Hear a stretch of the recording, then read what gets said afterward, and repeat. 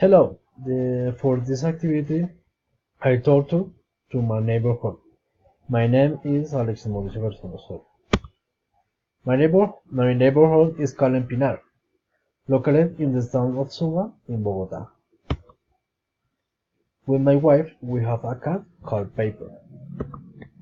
In my neighborhood, we have a shopping center with many restaurants where chefs work and waiters. There also have clothing store where the work sellers have video game room, banks, and other providers of various services. Close to our home, we have the Suba Portal.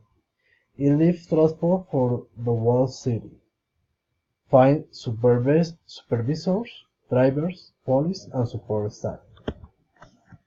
We have a hospital, where we find doctor and nurse. We found a center for special service for citizens, called Supercar. We also have a shop, where we attend students and talk to the friends. We like to go for a walk in the small park, where we meet other people doing the same activity. The market of the month we do it in a store exit, where we find vendors and product promoters. Finally, we found the Wonderland, the rabbit hutch, to break fresh air and get out of the routine. Thank you.